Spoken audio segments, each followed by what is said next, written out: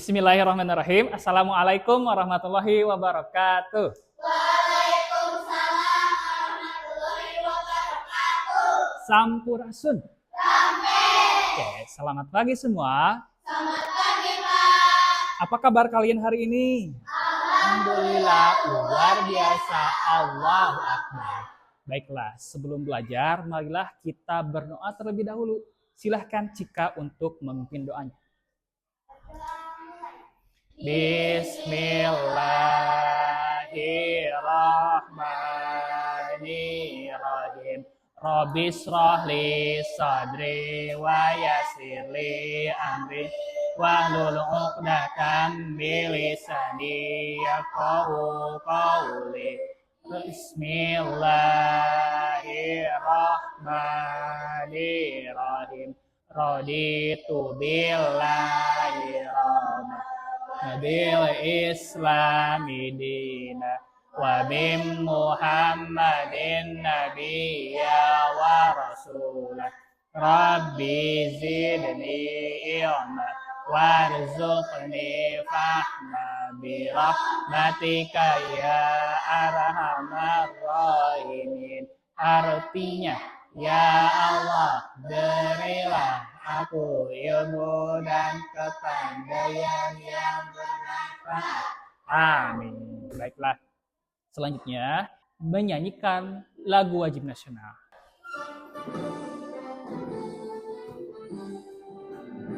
Indonesia tanah airku, kala tumpah darahku.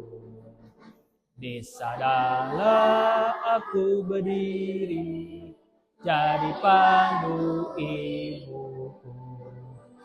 Indonesia kebangsaanku, bangsa dan tanah airku. Marilah kita berseru, Indonesia bersatu.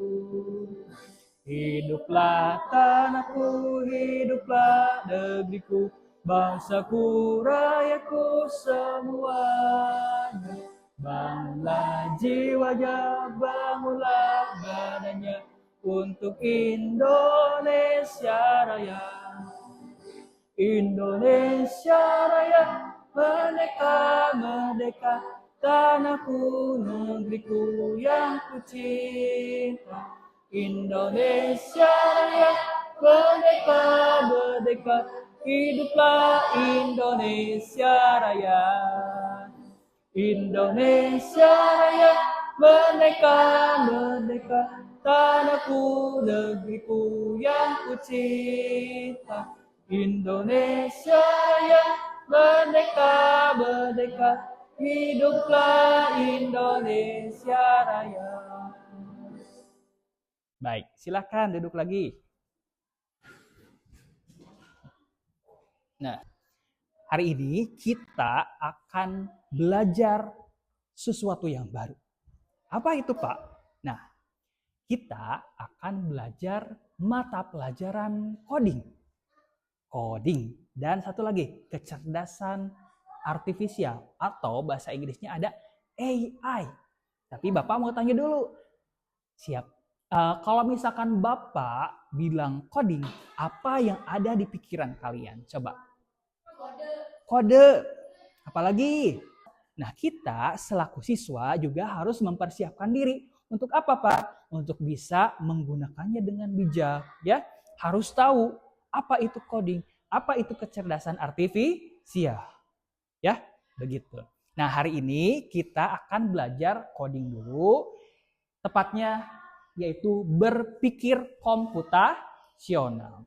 Nah, yaitu berpikir yaitu dengan cara yang masuk akal dan secara sistematis atau berurutan. Nah, baiklah. Nah, di sini kita akan belajar mengenai berpikir komputasional. Baiklah. Nah, selanjutnya Bapak akan menyampaikan tujuan pembelajaran. Baik, nah tujuan pembelajaran kali ini Bapak harap kalian bisa memahami konsep berpikir komputasional. Dan yang kedua, Bapak harap kalian bisa menerapkan konsep berpikir komputasional ini dalam memecahkan masalah dalam kehidupan sehari-hari. Baiklah. Nah, sekarang apa sih Pak berpikir komputasional itu? Nah, di sini lihat. Jadi, berpikir komputasional adalah kemampuan ketika seseorang itu berpikir untuk menyelesaikan suatu masalah dalam kehidupan sehari-hari secara efektif dan efisien. Nah, tapi Bapak mau bertanya dulu, apa sih masalah itu? Ada yang tahu? Masalah teh apa? Tidak ada yang tahu. Nah, Bapak jelaskan. Jadi, Agis, masalah itu adalah kesenjangan antara harapan dan kenyataan. Contohnya apa? Rani diberikan PR oleh Pak Rere. Ya. Kemudian, harapan Rani itu agar PR tersebut dapat selesai dalam 1 hari. Tapi ternyata Rani mengerjakannya kesusahan sehingga membutuhkan waktu selama 2 hari. Kenyataannya seperti itu. Apakah itu masalah? Nah, itu masalah. Jadi masalah adalah kesenjangan antara harapan dan kenyataan. Baiklah. Nah, jadi dengan berpikir komputasional, kita bisa memecahkan masalah tersebut dengan secara efektif dan efisien. Kemudian berpikir secara logis dan sistematis. Logis itu secara masuk akal, bukan hayalan, bukan fiksi, seperti itu. Kemudian secara sistematis, secara berurutan, tidak boleh acak-acakan. Nah, kemudian kenapa kita belajar berpikir komputasional ini? Karena sangat penting untuk diterapkan di abad ke-21 sekarang. Jadi, kita sekarang berada di abad keberapa? Abad yang ke-21. Apa itu Pak? Di abad ke-21, apa yang berbeda dengan abad-abad sebelumnya? Itu tentang pesatnya teknologi. Nah, jika teknologi di luar negeri, ya, di negara-negara lain sudah maju, kalau kita tidak maju, apakah kita akan ketinggalan? Ketinggalan. Nah, itu. Kemudian selanjutnya, nah, contoh berpikir komputasional itu apa Pak?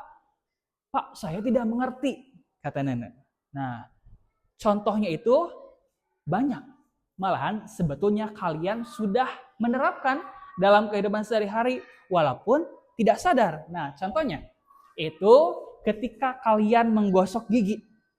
Kemudian selain menggosok gigi juga berpikir komputasional bisa diterapkan ketika mencatat ringkasan pelajaran. Kemudian ketika menyiapkan tas untuk besok sekolah. Agar tidak apa? Misalkan, kalau misalkan Caca tidak mempersiapkan tas untuk hari besok. Nah, mempersiapkannya kapan Pak? Jam 6 pagi sebelum berangkat. Apakah akan sulit? Sulit. Ya, akan apa? Sangat hektik. Hektik itu apa? Riweuh sebenarnya, gitu. Nah, makanya perlu waktu yang cukup, kemudian ada prosesnya. Nah, itulah contoh dari berpikir komputasional. Bapak mau bertanya nih, coba ada tidak yang bisa menyebutkan contoh lain tentang berpikir komputasional dalam kehidupan sehari-hari kita? Contohnya apa? Ibu di dapur memasak, apakah ada urutannya tidak? Perlu bahan tidak? Perlu, ya, gitu. Ada yang penting, ada yang tidak penting juga. Nah, itu betul. Baik, berarti kalian sudah paham ya, sedikit paham. Nah, kita lanjutkan. Masalah kompleks. Kompleks itu masalah yang rumit, yang membutuhkan berpikir komputasional. Nah, di sini contohnya itu tentang mengatur keuangan. Kita diberikan uang saku oleh ayah, oleh bunda kita.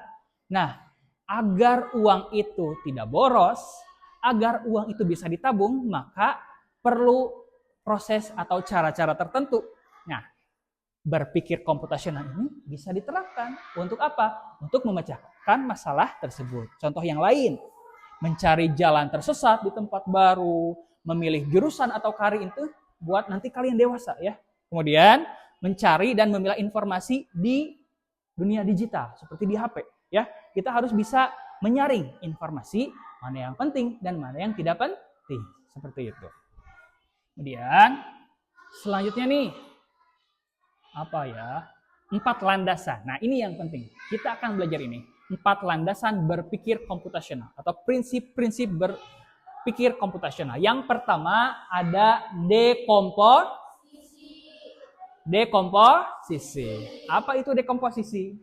Nanti kita belajar. Yang kedua ada pengenalan pola. Yang ketiga abstraksi. Dan yang keempat berpikir algoritmik. Nah, mari kita pelajari satu persatu. Yang pertama dekomposisi. Lihat di sini. Dekomposisi adalah proses membagi masalah yang kompleks, masalah yang sangat rumit menjadi bagian-bagian yang lebih kecil, ya. Contohnya, ketika kemarin ada acara 17 Agustusan, kan banyak acara lomba-lomba seperti itu ya. Nah, memerlukan panitia. Nah, panitia itu banyak apanya? Banyak tugasnya. Ada apa saja? Ada yang menjadi ketua. Apalagi? Bendahara bisa? Bisa. Apalagi? Sekretaris, pinter. Contohnya di sini di bidang acaranya. Jadi MC seperti itu. Kemudian ada yang bertugas konsumsi. Konsumsi itu berhubungan dengan apa? Makanannya. Perlu disiapkan? Tidak. Perlu orang? Tidak. Perlu. Nah, kemudian publikasi itu ada yang memotret, ada yang memvideo. Kemudian ada keamanan, yaitu yang bertugas untuk mengamankan. Manakala jika ada yang ribut dan lain sebagainya. Nah, kan banyak ya panitia-panitia itu. Nah, itu adalah proses dekomposisi. Jadi membagi masalah yang besar menjadi bagian-bagian yang kecil agar kita bisa mengetahui secara rincinya. Kemudian, bagaimana cara kita membagi tugas kelompok? Imam, coba membagi tugas kelompok. Kan tugas kelompok itu misalkan sulit. Apakah hanya dikerjakan oleh satu orang atau bisa dibagi-bagi? Dibagi-bagi agar apa? Agar menjadi ringan, menjadi cepat, ya. Itu dan juga bisa apa? Bisa mempererat gotong royong sebetulnya. Nah, itu. Kemudian yang kedua ada prinsip pengenalan pola, yaitu mencari kesamaan dan pola di antara bagian-bagian masalah. Ya. Contohnya aktivitas sehari-hari mulai dari bangun tidur sampai tidur lagi. Ya, itu ada polanya. Misalkan kalian bangun pukul berapa? Ayo, bangun pukul berapa? Jam 5. Nah, gitu kan. Kemudian setelah bangun apa lagi yang dilakukan? Membersihkan tempat tidur, merapikan tempat tidur, kemudian beribadah, kemudian baru mandi. Nah, polanya apakah berulang setiap hari seperti itu atau tidak? Berulang. Nah, seperti itu, guys. Ya, itu namanya apa? Pola. Nah, selanjutnya. Abstraksi. Ulangi setelah Bapak. Abstraksi. Apa itu abstraksi? Jadi, abstraksi itu adalah fokus pada informasi yang penting saja. Nah, dan mengabaikan detail yang tidak diperlukan. Nah, contohnya di sini lihat, di sini ada mesin ya. Ada suatu mesin untuk memfilter air. Nah, kita fokus kepada apa? Kepada fungsi-fungsi tombolnya. Imam ya, dengarkan. Ke fungsi-fungsi tombolnya. Nah, kita tidak perlu fokus terhadap misalkan ini terbuat dari plastik atau bukan.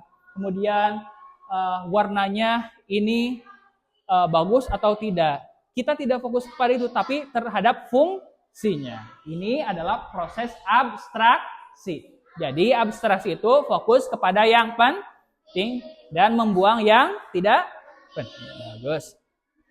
Kemudian selanjutnya yaitu prinsip berpikir secara algoritmik atau algoritma. Jadi berpikir algoritmik adalah membuat langkah-langkah penyelesaian masalah secara berurutan. Misalkan tadi membuat urutan menggosok gigi, ya. Kemudian mengatur pengeluaran sehari-hari agar bisa menabung dan tidak boros. Nah, kita coba sebutkan tadi prinsip berpikir apa? Berpikir pinter, Muti. Komputasional. Yang pertama apa? Dari huruf D. Bagus. Dekomposisi. Yang kedua. Bagus. Pengenalan pola. Yang ketiga. Abstraksi. Yang keempat, coba Agis dan Imam. Masih ingat tidak? Kita. Oke. Berpikir algoritmik. Makanya, kalau misalkan belum paham, dengarkan Bapak ya. Jangan mengobrol. Dengarkan. Hari ini akan mencoba memecahkan suatu masalah. Nanti Bapak akan memberikan masalah kepada kalian. Dan kalian akan mencoba memecahkan masalah tersebut secara berkelompok. Nah, sekarang kelompok gembira ya. Ini Bapak akan memberikan LKPD-nya. Kelompok terampil. Dan satu lagi kelompok rajin. LKPD ini adalah lembar kerja yang harus kalian kerjakan secara bersama-sama. Jadi tidak boleh ada yang mengerjakan, ada yang tidak mengerjakan. Mengerti? Nah, di situ terdapat masalah. Coba sebelumnya ditulis dulu nama kelompok di bagian depan. Kalau sudah, silakan buka ke halaman 2. Nah, di sini Bapak memberikan suatu permasalahan. Coba kita baca sama-sama. Masalahnya, ada seorang anak, dengarkan, laki-laki. Ada seorang anak yang namanya Aldi, yaitu anak kelas 5 SD. Setiap hari, orang tuanya itu memberikan uang saku 20.000. Jadi sehari berapa? 20.000. Jika dikumpulkan selama 1 minggu, berarti Aldi menerima uang saku sebanyak 140.000. Namun ternyata Aldi punya kebiasaan yang kurang baik. Apa itu? Ia sering langsung memberikan jajanan yang mahal di hari pertama. Kemudian, ia juga suka membeli minuman botol setiap hari yang cukup mahal. Padahal di rumahnya juga ada bekal air minum yang disuruh oleh gurunya untuk dibawa ke sekolah. Kemudian yang ketiga, terkadang Aldi tidak bisa menyisakan uang sedikit pun untuk ditabung. Nah, seperti itu. Akibatnya, di pertengahan minggu, uang Aldi sudah habis. Ia tidak bisa membeli keperluan lain di sekolah, apalagi untuk menabung. Nah, Aldi pun merasa bingung, bagaimana ya supaya uang sakunya cukup untuk 1 minggu dan bisa menabung juga. Nah, misi kalian secara berkelompok yaitu membantu Aldi memecahkan masalahnya dengan menerapkan konsep berpikir apa? Komputasional. Yang ada berapa tahap? Oke, yang pertama tadi ada tahap. Nah, di tahap ini coba pecahkan masalah besar punya Aldi tadi menjadi bagian-bagian yang kecil. Seperti uang sakunya berapa, kebutuhan Aldi apa, keinginannya apa, dan untuk tabungannya itu disisihkan berapa, ya. Kemudian yang kedua tahap, lihat di sini. Yang kedua tahap amati pemetaan uangnya, kemudian kebiasaan Aldi dalam membelanjakan uangnya. Kemudian tahap yang ketiga adalah tentukan informasi yang penting untuk mengatur keuangan Aldi. Dan yang terakhir yaitu algoritmik. Buatlah langkah-langkah agar Aldi bisa mengelola uang sakunya dengan bijak, agar ia bisa menabung. Ya. Nah, yang pertama, lihat di sini. Yang pertama ada tahap dekomposisi. Kita tentukan dulu, uang saku Aldi per hari itu berapa tadi? Nah, silahkan tulis. Nah, sekarang kita akan mencoba mendekomposisikan. Tadi mendekomposisikan itu adalah menguraikan masalah yang besar menjadi bagian-bagian yang kecil. Kita coba pecah pengeluaran Aldi ini menjadi yang pertama kebutuhan, yang kedua keinginan. Silahkan. Kebutuhan kira-kira untuk seorang anak kelas 5 SD apa saja? Tulis. Membeli apa lagi? Pulpen, buku. Untuk menabung nanti ada. Ini untuk kebutuhan. Apa? Jajan, betul. Apalagi? Membeli pulpen. Pensil boleh tidak membeli pensil? Boleh. Setelah kebutuhan, kita akan mencoba menuliskan, menguraikan keinginan Aldi. Apa ya kira-kira keinginannya? Coba kalian pura-pura jadi Aldi. Kalian ingin apa? Membeli apa? Membeli apa kira-kira? Kalau kalian menjadi Aldi. Ayo. Mainan. Boleh, mainan. Sesudah kita menguraikan pengeluaran Aldi menjadi kebutuhan dan keinginan. Nah, di sini keinginan tersebut kita sisihkan. Ya, uangnya untuk diapakan? Untuk ditabung. Makanya di sini kita harus menabung, ya. Untuk apa? Menabung. Jangan sampai semua uang yang diberikan oleh orang tua kita itu dihabiskan. Mengerti? Sudah? Kita akan lanjut ke tahap yang kedua. Tahap apa namanya? Betul, pengenalan pola. Uang saku Aldi per hari tadi berapa? 20.000. Nah, dari uang 20.000 itu kan tadi kita sudah menguraikan ke dalam kebutuhan dan juga keinginan yang dituangkan dalam tabungan, betul. Nah, kita harus membagi dulu. Membagi berapa uang untuk kebutuhan, berapa uang untuk tabungan. Diam ya. Dengarkan Bapak.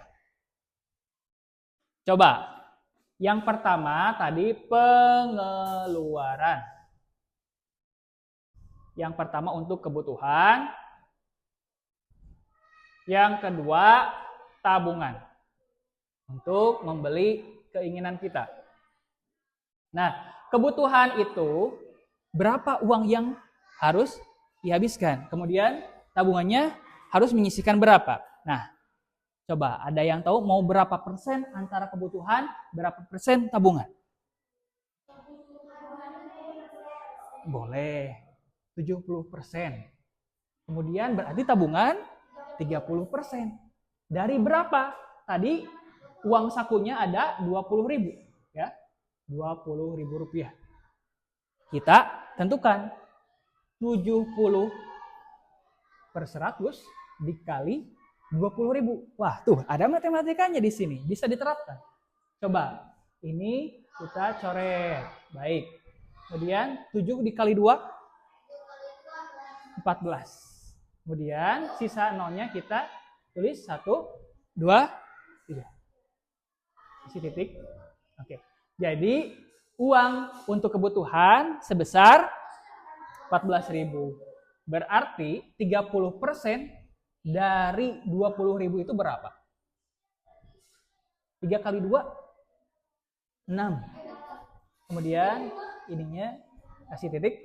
Nah, jadi kita sudah tahu uang alokasinya untuk kebutuhan itu sebanyak 14.000. Kemudian untuk tabungan sebanyak 6.000. Nah, seperti itu ya. Jadi kita tahu polanya.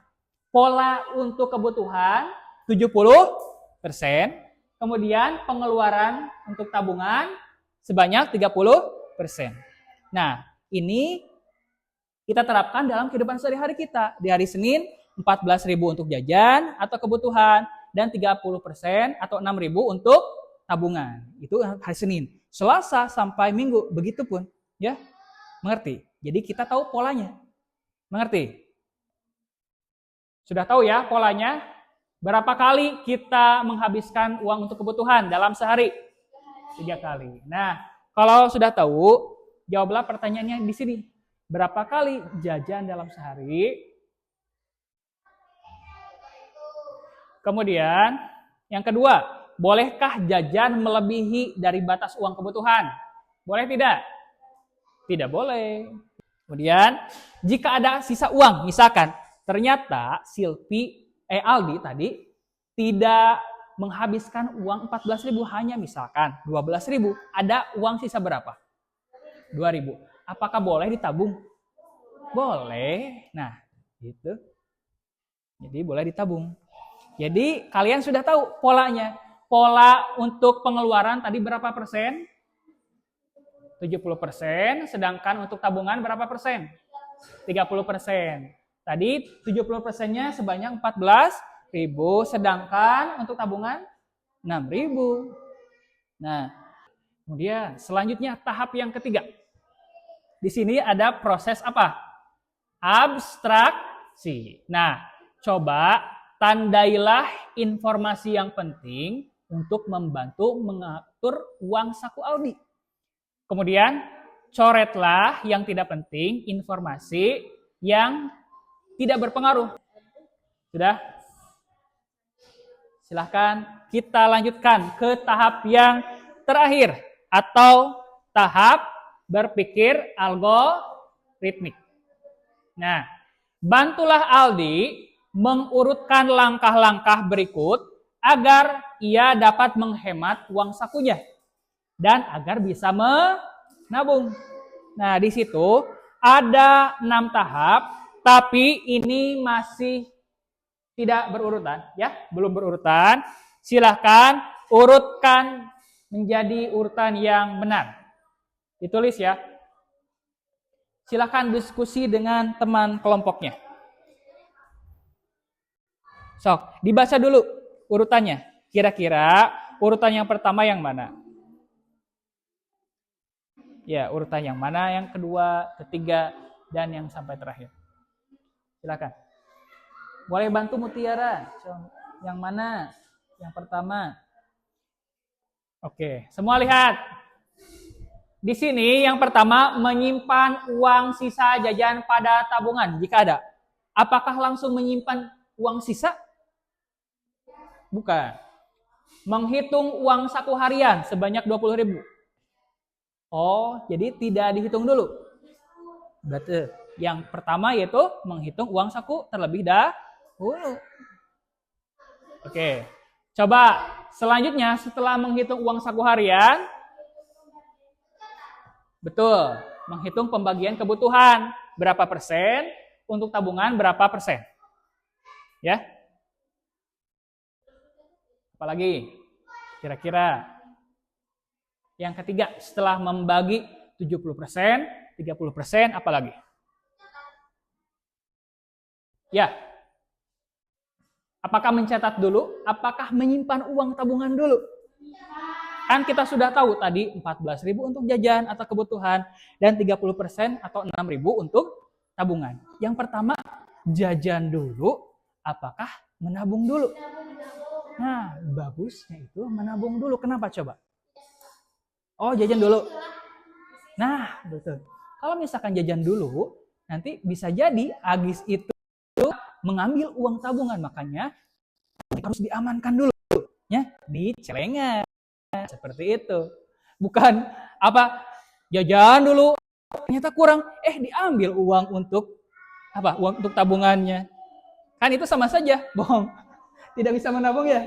Begitu. Jadi selanjutnya setelah menghitung pembagian, menyimpan tabungan dulu. Setelah menyimpan tabungan di celengan, apalagi? Mencatat apa? Ya, mencatat semua pengeluaran jajan di buku catatan atau pengeluaran kebutuhan di buku catatan. Gitu. Berarti yang terakhir apa? Bukan ya, yang kedua terakhir berarti. Ya, mencatat berapa sisa uang jajan kalau ada gitu. Kita akan presentasi. Tapi presentasinya singkat kok, sederhana. Tapi sebelumnya kita ice breaking dulu biar tidak jenuh, boleh? Oke, semuanya berdiri dulu. Silakan. Dua jari yang kanan, dua jari yang kiri, ditembak-tembak dan ditembak-tembak. Ditembak-tembak dan ditembak-tembak. Dua jari yang kanan, dua jari yang kiri, ditembak-tembak dan ditembak-tembak. Ditembak-tembak dan ditembak-tembak. Oke, lihat semua ke depan.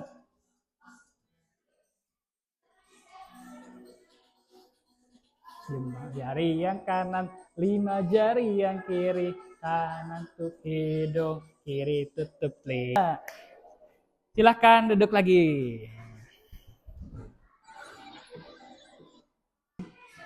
Kita coba mempresentasikan dari kelompok gembira terlebih dahulu. Silahkan ke depan.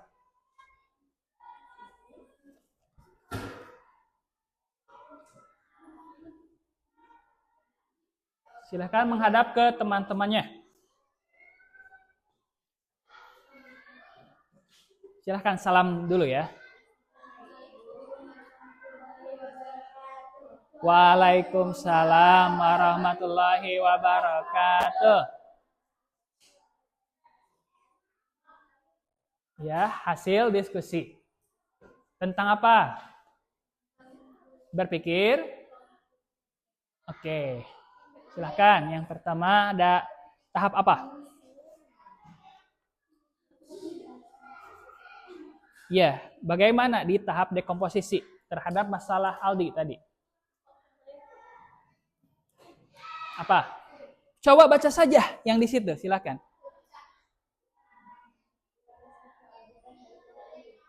Ya.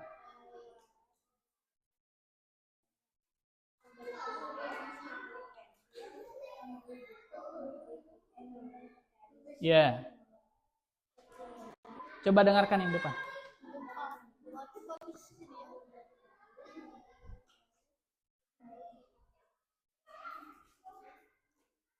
Nah, keinginan itu akan Aldi apakan?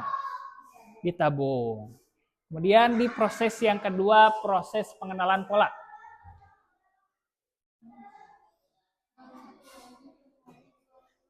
Iya. Lihat ke depan.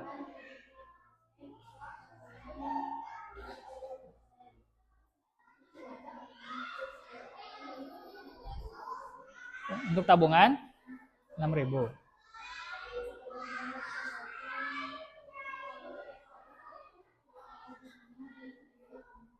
Oke. Kemudian, apakah Aldi boleh jajan melebihi batas uang yang tadi 14.000? Tidak boleh ya. Itu. Kalau misalkan punya sisa, apakah bisa ditabungkan? Bisa. Baik. Yang ketiga, proses apa? Proses apa yang penting coba? Kemudian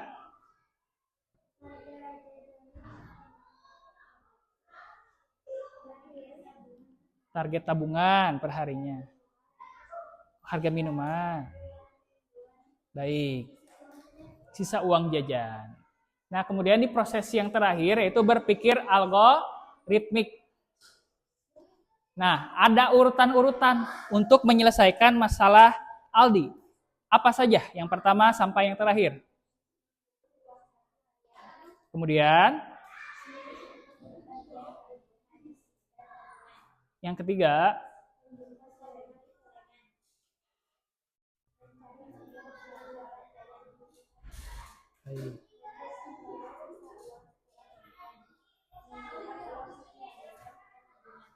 nah, jika ada. Nah, itulah urutan untuk apa? Untuk menyelesaikan masalah Aldi yang tadinya tidak bisa menabung, sekarang bisa menabung. Silahkan duduk kembali. Waalaikumsalam warahmatullahi wabarakatuh. Yang selanjutnya di sini Bapak ada latihan evaluasi, tapi dikerjakannya itu secara individu ya, masing-masing. Ini silahkan ditulis dulu nama kelas dan tanggalnya. Silahkan ingat-ingat lagi.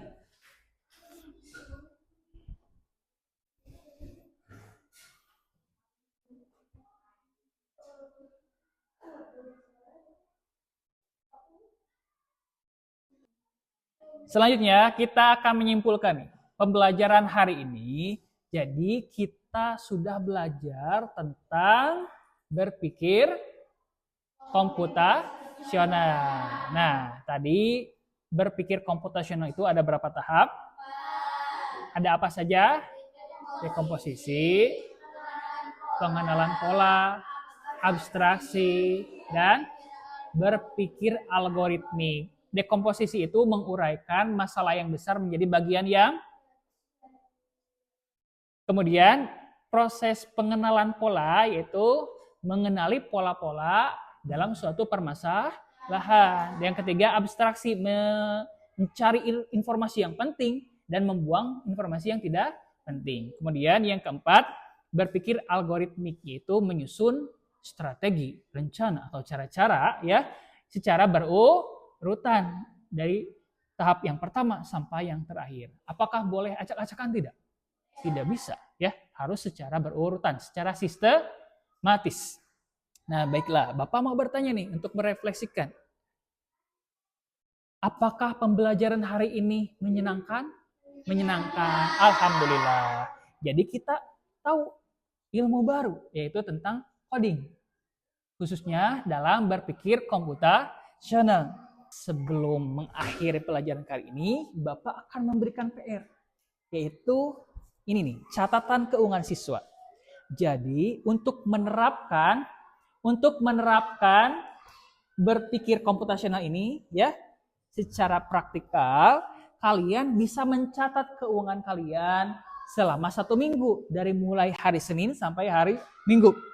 Hari Senin jumlah uang sakunya berapa, target tabungannya berapa, pengeluarannya berapa, kemudian digunakan untuk apa saja. Kalau ada sisa bisa ditulis di sini. Mengerti? Ya. Dikumpulkannya kapan, Pak? Dikumpulkan untuk hari Senin depan ya. Senin depan, berarti untuk yang hari Senin diingat-ingat lagi hari kemarin. Mengerti? Nah, baiklah. Terima kasih perhatian kalian. Mudah-mudahan pembelajaran kali ini bisa bermanfaat untuk kita semua. Bapak akhiri. Wassalamualaikum warahmatullahi wabarakatuh.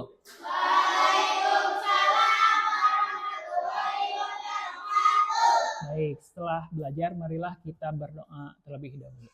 Alhamdulillahirabbil alamin. Rabbi auzi'ni an askura ni'mataka allati an'amta alayya wa ala walidayya wa an a'mala shalihan tardahu wa adkhilni bi rahmatika fi ibadika salihin.